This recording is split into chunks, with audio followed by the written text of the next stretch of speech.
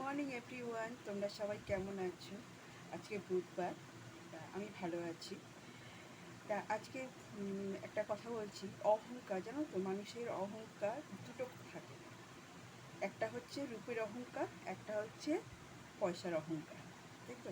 তা একটা অহংকার নিয়েই কথা বলি, কেন সময়টা কম, আমাদের ভিডিওটা মানে ব্লগটা আমাদের সেই বুঝেই বানাতে হবে টাইম অনুযায়ী। তা আমি তোমাদের পয়সার অহংকারের কথাই বলছি।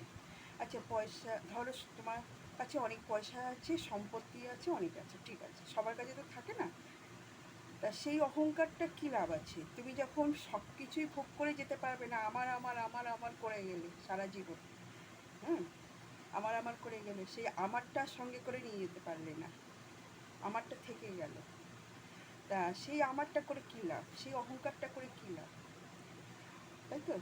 তা যেটুকু আছে সেটুকু তোমার নিজের কাছে রাখা ভালো।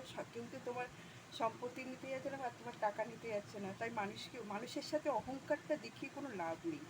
মানুষের সাথে মানুষের মতো মন নিয়ে মেশো, দেখবে সেই জীবন, ওইটা অন্যরকম একটা অনুভূতি, একটা আনন্দ, একটা মনটা সেইভাবে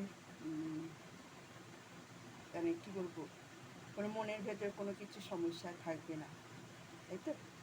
তা সেই অহংকারটা না, যতটা ত্যাগ করতে পারবে ততটা ভালো। আমার তো মনে হয় যে কিছু কিছু মানুষের এতটাই অহংকার হয়ে যায়, পয়সার অহংকার, সে মনে করে যে সারা জীবন মানে সেই তাই আমি ভোগ করে যাব, আমাকে কোনো দিন পরনির্ভরশীল হতে হবে না। এটা ভুল। এটা যতক্ষণ মাথার মধ্যে থাকবে না, ততক্ষণ তুমি কারোর মনের মতো গড়ে উঠতে পারবে না। এইটা যখন মন থেকে মুছে ফেলবে, মানুষের সাথে ভালো